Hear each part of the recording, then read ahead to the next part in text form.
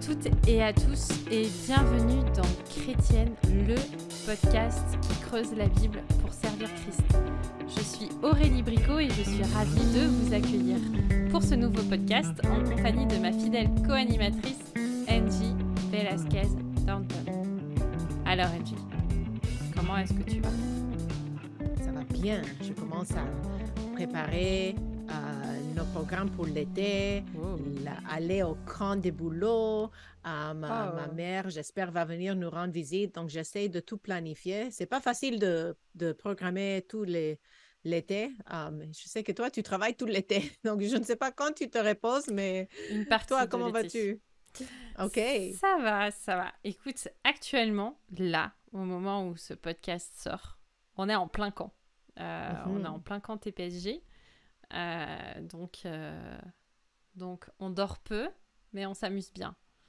Ça, c'est par la foi que je te dis ça. Peut-être qu'il y en aura 12 qui auront eu le Covid et que voilà. Mais bon, maintenant, il paraît que en France, en tout cas, on ne peut plus être en arrêt maladie à cause du Covid. On vit avec. Voilà, ainsi soit-il. Chez vous aussi. Ah oui, mais dans la mission pour laquelle je travaille, ça n'entre pas dans la discussion, je travaille de la maison, mais j'envoie les enfants à l'école et je ne fais plus les tests COVID chaque fois qu'il y a un petit tour parce que ce n'est rien. La vie continue, n'est-ce pas? Exact. Donc aujourd'hui, on fait nos valises, on veut partir en colo. On avait à cœur de partager un petit peu nos expériences de colo et puis de réfléchir à pourquoi finalement est-ce que ça peut être intéressant. Alors, on va pas bien creuser la Bible aujourd'hui parce que finalement, il n'y a pas de colo dans la Bible. C'est biblique de faire des colos. Aïe. Écoute, tu sais, j'ai entendu le premier camp chrétien. Ouais. Pierre a voulu fonder le premier camp chrétien sur le mont de la transfiguration. Parce que quand Jésus a été transformé devant lui, il a dit, mais tu veux qu'on fasse 3 tentes et qu'on campe ici? Exactement. Et puis bon, le peuple d'Israël a vécu sous des tentes. Exact. Qui montaient et démontaient. On peut se le dire comme ça. Angie, est-ce que toi, tu as connu les camps chrétiens en étant enfant? Oui, je suis allée la première fois, je suis allée en camp pendant une semaine quand j'avais 11-12 ans. Et c'était un grand camp situé dans les montagnes du Lake Arrowhead en Californie. Et il proposait des semaines spécialisées pour les enfants intéressés par toutes sortes d'activités. Comme moi, j'aimais l'athlétisme. Mes parents m'ont inscrite à un camp de course. Et c'était tellement amusant. Oui, nous avons beaucoup couru cette semaine-là, mais nous avons aussi vécu des merveilleux moments d'enseignement biblique et de chant autour du feu de camp. Et ces expériences ont été si formatrices pour moi que je me suis fixée comme priorité de faire en sorte que mes filles puissent participer à un camp d'été à chaque fois que cela est possible. Est-ce qu'elles aiment ça, tes filles? Elles aiment ça tellement. Incroyable. Oui. Trop bien. Et toi? Eh ben moi, non. La grosse blague. En fait, tu sais... Enfin, non, j'ai jamais fait de camp enfant. Mon premier camp, je l'ai fait, j'avais 18 ans. Et c'était un camp biblique. Non, mais je pense que j'aurais pas aimé ça. Non, je suis vraiment reconnaissante à mes parents parce que enfin bon, je pense que j'y suis pas allée parce que j'ai pas réclamé non plus, mais je pense que j'aurais pas aimé ça. J'aime pas trop la vie en collectivité. Donc à chaque fois, parce que pour ceux qui n'ont pas encore l'info, je travaille avec mon mari à la gestion d'un centre de vacances. Et à chaque fois qu'on part faire un camp, c'est l'enfer. Ah non, quelle ironie! Non. Ouais, on va pas se dire comme ça. Je prends sur moi, mais j'ai appris à connaître, à comprendre comment ça marchait et à m'adapter et à aller me coucher quand il fallait que j'aille me coucher. Et voilà. Est-ce que tu es introvertie? En termes de personnalité, il y a moyen. Il y a moyen. Mais au tout début, parce qu'en fait, quand on a commencé dans ce ministère, les enfants étaient tout petits. Et en fait, on logeait avec les autres bénévoles qui faisaient un bruit pas possible. Et à chaque fois, ça réveillait les enfants. Et des fois, je débarquais comme ça et je disais « Non, mais c'est pas fini machin, il y en a qui ont des enfants ici !» Bref, et aujourd'hui, ben, on accueille près de 3000 personnes par an. Donc, il faut s'adapter à brasser un petit peu du monde. Et c'est très enrichissant, mais c'est très, très fatigant parfois. Mais du coup, j'ai appris par l'expérience et par le constat que les camps sont un moyen assez fort que Dieu utilise pour parler au cœur. Alors, étant donné que moi, ça n'a pas trop fait partie de mon parcours, on va dire, mon cheminement avec le Seigneur, j'ai un peu découvert qu'en fait, dans les baptêmes, dans les mariages, voilà, les camps chrétiens jouaient un rôle assez important finalement. Et du coup, j'ai réfléchi à comment est-ce que les camps, pourquoi est-ce que les camps sont un moyen que Dieu utilise pour parler au cœur. Et j'en vois 4 raisons que je vous propose. Peut-être un jour j'écrirai un article sur ça. Là, tu sais que le premier article que je devais écrire sur TPSG, ça devait être sur ce sujet. Et en fait, je l'ai jamais écrit. Il faudrait que je m'y mette. La première raison, c'est que déjà, on part de chez soi. On est loin du quotidien, loin du travail, loin des parents, loin des consoles de jeux vidéo, loin de tout ça. On est dans un lieu à part. La deuxième raison, c'est qu'on vit une vie communautaire avec des gens qui sont différents, avec des gens qui mangent différemment, avec des gens qui aiment parfois le même sport que nous, d'autres qui n'aiment pas le même sport que nous, avec des gens qui ont des familles avec des parents divorcés, par exemple. On vit quelque chose de fort avec des gens qu'on ne connaît pas et on sort un peu de notre zone de confort. La troisième chose, ah oui, et puis on apprend à dormir ensemble dans la même chambre, on apprend à partager le même espace de vie, c'est très rigolo des fois. La troisième raison, c'est qu'on fait des activités qu'on ne fait pas d'habitude. Alors, bon, nous, on aime bien chez nous faire des activités un petit peu fun. Mais on fait d'autres choses. On va se balader.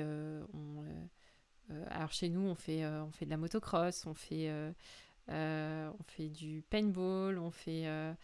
À votre camp? Yeah, ouais. Ouais, il faudra que tu viennes un jour. Ah oui. Ah, j'ai rêvé d'une retraite de femmes là, la nuit précédente. Je me suis dit, va falloir qu'on trouve une solution pour faire venir Angie. On fait, qu'est-ce qu'on fait? On fait du tir à l'arc, on fait de l'équitation. Voilà, on monte sur des poneys, on fait du BMX, on fait qu'est-ce qu'on fait? On fait plein de trucs. Et c'est fun en fait. Voilà. Donc c'est rigolo parce que des fois, t'as des... Alors surtout, je trouve avec les tout petits, c'est rigolo parce que ils n'ont jamais fait l'activité en question et donc ils se retrouvent tous un peu au même niveau. Et c'est ça qui est génial parce que finalement, tu n'as plus les barrières sociales que tu peux avoir au quotidien, au collège, à l'école ou au lycée. On se retrouve tous autour de quelque chose. Et puis, la quatrième raison, c'est que tout ce contexte fait que on est mis régulièrement à l'écoute de la parole de Dieu, parce qu'il y a des enseignements quotidiens dans les camps chrétiens, parfois même plusieurs fois par jour.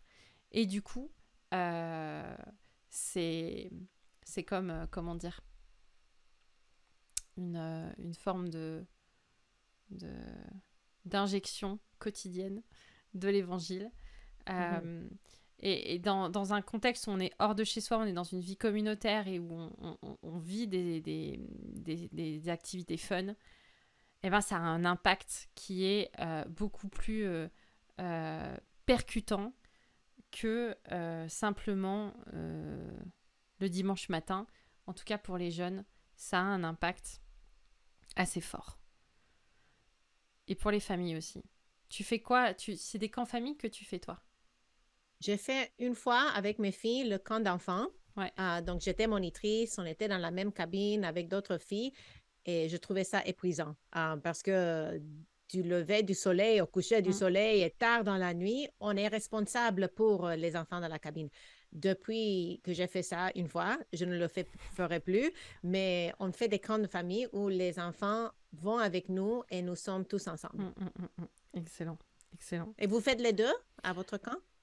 Alors, ouais, nous, on fait les deux. Et là, avec le camp TPSG, c'est un camp famille. Hmm, L'idée, c'était vraiment d'allier la formation biblique avec un camp en famille où on peut venir avec les enfants. hmm, Euh, Ça, c'est top. mhm, Peut-être on peut parler d'abord des camps jeunes, puisque toi, tu en as vécu. mhm. Ce sera à toi de nous en dire.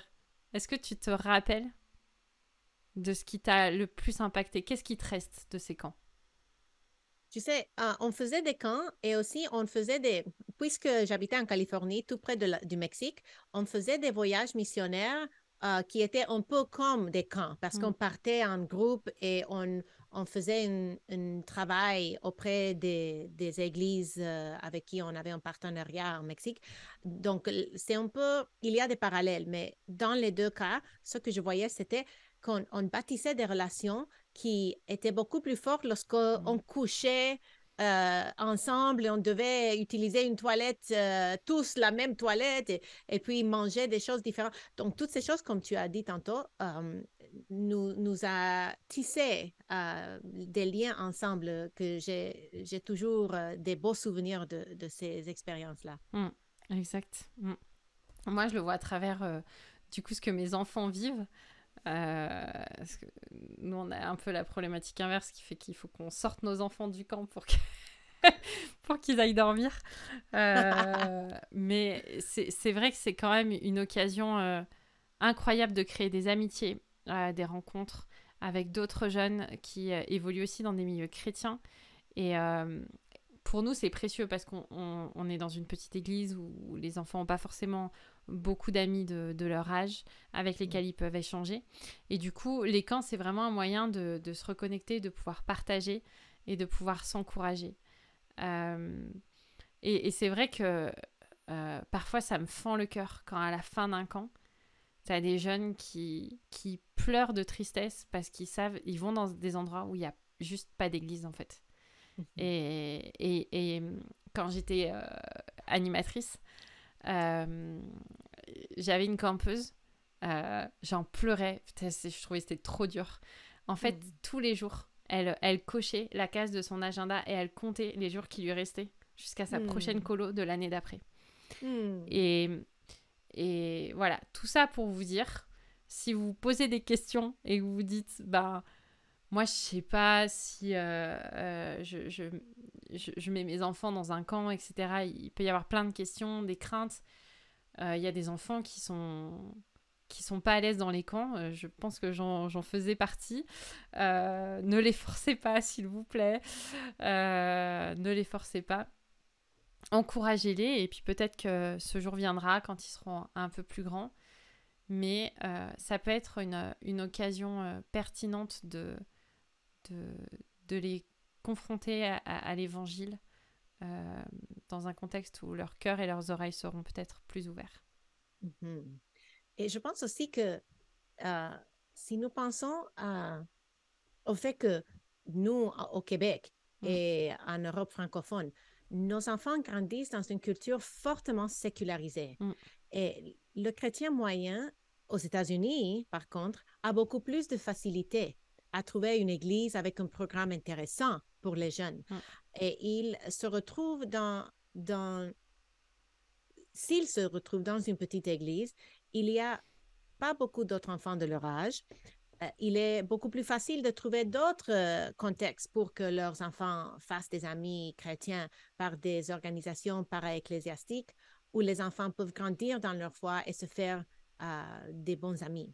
Et cela peut prendre la forme de Awana, je ne sais pas si vous connaissez, c'est un club biblique, ou d'autres clubs pour enfants, ou de ligues sportives même chrétiennes. Ces options sont tout simplement rares au Québec et en Europe francophone. Si nous voulons que nos enfants développent un lien significatif avec des croyants de leur âge et de leur stade de vie, la participation à un camp d'été est l'une des meilleures façons de faciliter cela. Et bien que nous ne basions pas tout sur des statistiques, il convient de noter que des études indiquent que les enfants qui grandissent en priant et en lisant la Bible en famille, qui servent dans l'Église et ne sont pas en marge, et qui vont au camp d'été, ont plus de chances de rester dans l'Église une fois rendus adultes que les enfants qui sont... qui n'ont pas cette opportunité. Exactement. C'est vrai que parfois la question financière est aussi une question qui arrive sur la table. Je suis assez étonnée que beaucoup d'églises n'ont pas forcément un budget camp qui est prévu dans leur ligne de compte. Alors, même si vous avez beaucoup d'enfants et que c'est un petit peu compliqué peut-être de trouver une règle pour aider, je pense que c'est un bon moyen pour investir dans la jeunesse. Et si ce n'est pas le cas, je vous invite à y réfléchir. Que ce soit pour les enfants, mais même pour les familles. On a découvert, j'ai découvert, parce que moi je suis la petite naïve dans un milieu de grands... Bref. Les camps famille, c'est vraiment des occasions de fou qui font du bien aux familles. En fait, il y a quelques années, avec Sylvain, on s'est dit il faut qu'on crée un concept pour nous, en fait, qu'on a trop envie de vivre avec nos enfants. Et qu'on peut proposer à d'autres gens. Voilà. Et donc, on a créé un camp avec des activités super fun où, du coup, tu fais du quad avec tes enfants, tu vas faire de l'acrobranche avec tes enfants. Parfois, tu peux même partir faire de la via ferrata. C'est quoi ça? Plein de trucs. Dans l'eau. Où tu vas faire... voilà, plein de trucs. Et en fait, ça marche de folie. Et c'est trop bien. Parce que finalement, on peut passer beaucoup de temps avec nos enfants, mais on ne vit pas forcément des activités avec nos enfants. Je ne sais pas toi, mais moi, je fais souvent des choses un peu le mercredi ou le week-end avec nos enfants. Mais les temps en famille d'activités sont assez rares. Et pourtant... c'est finalement les moments qui restent le plus marquants pour nos enfants. Ils vont se rappeler de la fois où on est allé faire du quad, je sais plus où, du buggy dans les montagnes de je sais pas d'où. Ils vont se rappeler de la fois où on a fait du bateau. Ils vont se rappeler... mais bon, la fois où... je vais le dire, la fois où on a joué aux cartes, voilà, c'est moins impactant. Et donc passer du temps de qualité en famille où on est aussi un peu débarrassé des tâches ménagères quotidiennes, nous les mamans sur qui ça retombe souvent, de sortir les poubelles pour les papas, de débarrasser le lave-vaisselle, etc. Et ben ça change tout. Donc il y a des vrais bénéfices à vivre un camp en famille, l'opportunité de faire un point aussi sur sa vie de famille.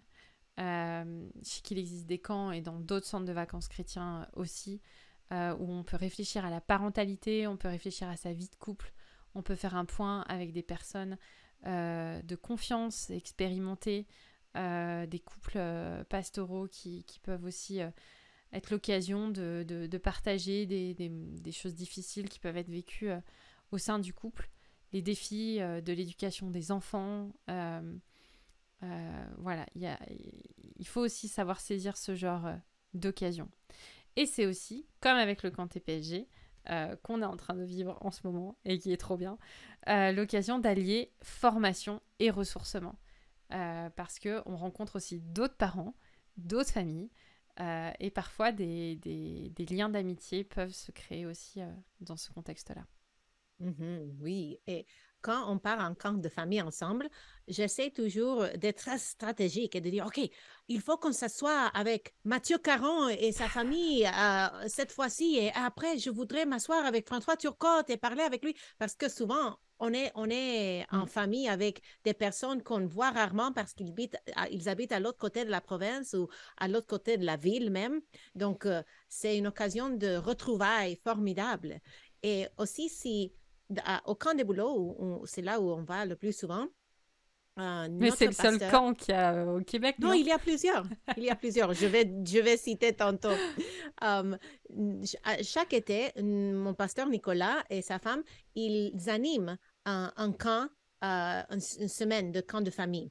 Et on essaye avec d'autres membres de notre église d'aller ensemble. Et comme ça, on passe une semaine ensemble. Et oui, on passe du temps aussi avec d'autres personnes qui sont là, qui ne sont pas de notre église. Mais on passe du temps avec des personnes qu'on voit déjà à l'église le dimanche, mais on n'a pas le temps d'approfondir les relations autant Mm. quand on se voit au culte ou bien quand on se voit de temps en temps pour partager un repas, mais toute une semaine ensemble, ça permet d'approfondir ces relations. Mm. C'est donc un autre avantage d'aller au camp de famille. Et nous pouvons passer du temps en famille en appréciant la compagnie des autres. Donc, nos enfants avec leurs enfants, tous ensemble, nous pouvons aussi nous investir dans ces relations et nous pouvons ensuite les développer tout au long de l'année Mm. et anticiper la prochaine fois. Mm. Exact. Et puis c'est aussi une opportunité, je sais pas, quand des boulots, c'est que des familles ou aussi il y a des personnes seules qui viennent? Il y a tout, Il y a de tout. Ok. oui. Mais ils font la distinction entre camp enfant, où ils envoient les enfants sans Ouais. maman, papa, et camp de famille, où c'est tout genre de personnes. Adultes et familles, du coup. Mm. Oui. Ouais. Parce que je trouve que c'est aussi une bonne occasion pour les camps chrétiens, pour les personnes qui sont seules, qui Mhm. sont isolées, qui vivent pas forcément soit à proximité d'une église ou qui vivent seules. C'est une occasion aussi de booster sa foi, de rencontrer d'autres gens et de sortir un peu de sa zone de confort. Parce que parfois aussi, quand on vit seul, on finit par avoir du mal à se connecter avec d'autres gens, sortir de sa zone de confort, réfléchir aussi sur ses habitudes de vie, etc. Et il commence à se développer plusieurs camps, je trouve en tout cas en France.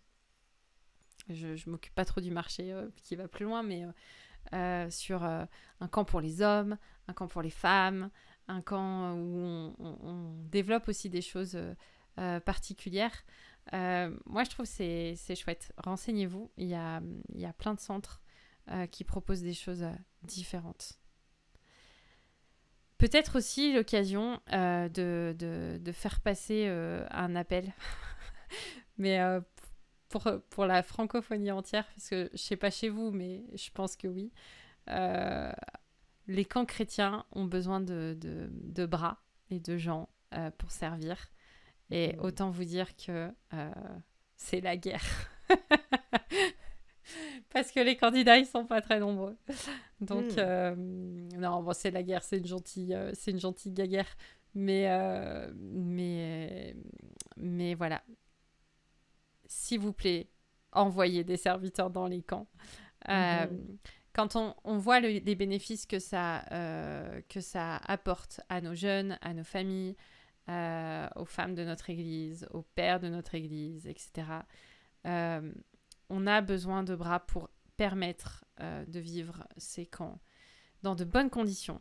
Et il y a un verset qui dit qu'on a plus de bonheur à donner qu'à recevoir. On en a cité un, voilà, dans ce podcast. Comme quoi, on n'est pas loin de la parole. Mais c'est vrai qu'à chaque fois, on se fait la même réflexion. On se dit, c'est un boulot dingue. On commence le camp, on est presque sur les genoux. On se dit, ah là là, et maintenant, il faut tenir le camp. Et tu finis le camp, et en fait, tu vois tous les gens contents. Et là, tu pleures de joie, et tu te dis, ah, c'était chouette, en fait. Et voilà, on vit aussi des belles choses dans les équipes qui servent. l'occasion d'appréhender les bases du service aussi, pour s'impliquer de manière un peu plus intentionnelle dans son église locale.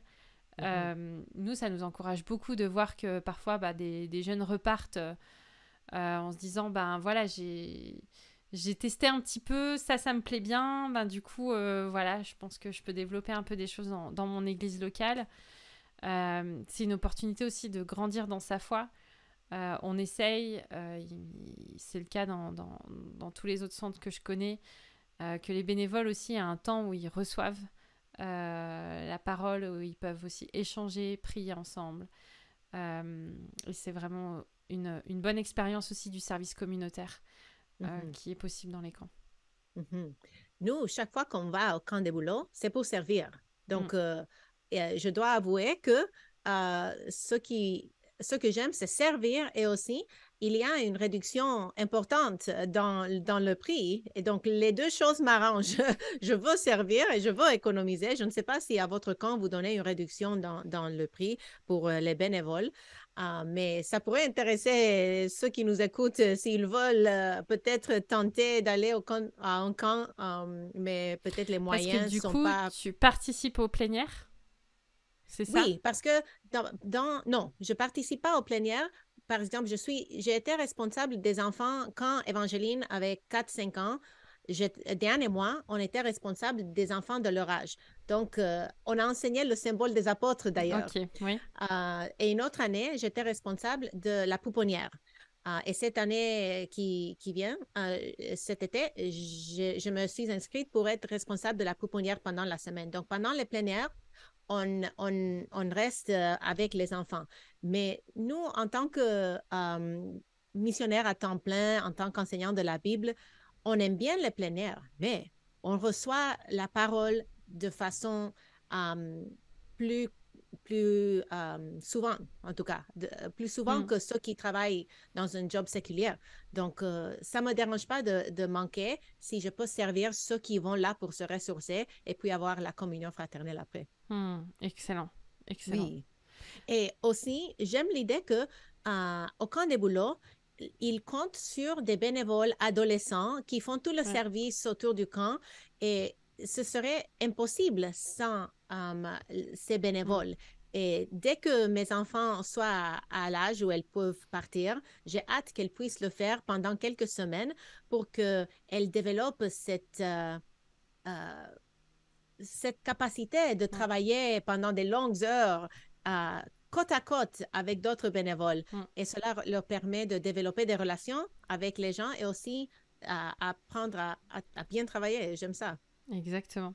Mais nous, on fonctionne à peu près de la même manière, sauf que nous, les bénévoles, ils payent pas. Enfin, sauf s'ils veulent participer à leurs frais d'hébergement et de repas. Aux frais... OK, s'ils veulent. Ouais, s'ils veulent, s'ils peuvent. Mais sinon, on demande pas. C'est pas une condition obligatoire. Mais on a des camps, en fait, où on a que des jeunes qui sont là. Et en fait, on essaye de faire en sorte que ce soit que des jeunes qui soient là. Parce que les équipes sont pas énormes. Et en fait, sur une quinzaine de personnes, on essaye vraiment de limiter la tranche d'âge pour que... C'est un peu un camp dans le camp. Nous, c'est comme ça qu'on le visualise. L'équipe de bénévoles, c'est un camp dans le camp. Je voulais profiter de ça pour parler d'un nouveau camp qu'on est en train de lancer à Teen Ranch, du coup, avec l'association La Boussole. C'est une association qui a été fondée par Samuel et Pauline Laurent, qui sont blogueurs à toutpoursagloire.com. Et c'est une formation qu'on va faire, du coup, sur un peu le même format que le camp TPSG, c'est-à-dire que c'est un camp de formation à l'accompagnement biblique.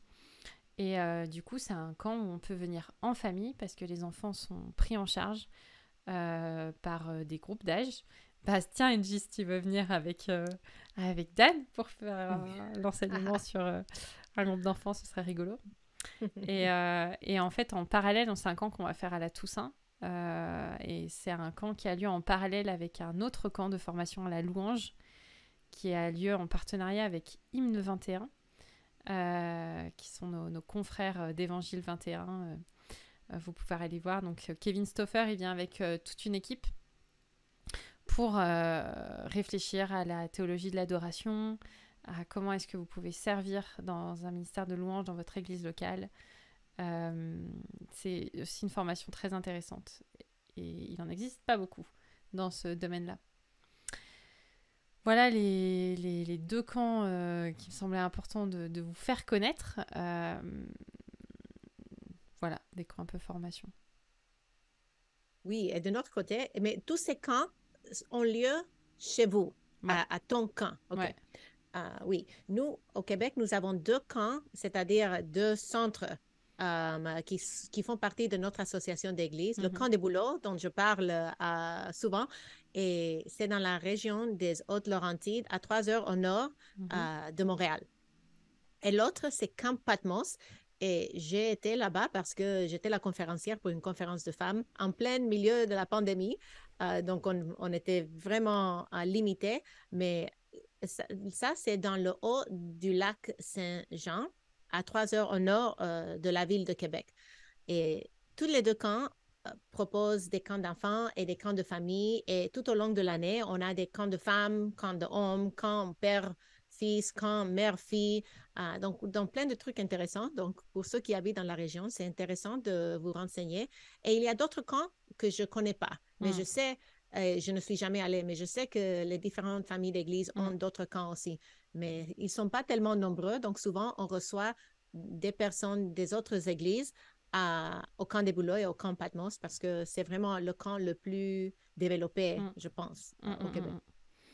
Si vous êtes en France et que vous cherchez des idées de camps, vous pouvez aller sur un site qui s'appelle Centre Chrétien Vacances. Et là, vous pouvez faire des recherches en fonction de si vous cherchez un camp en famille, un camp pour un jeune, un camp pour un enfant, etc.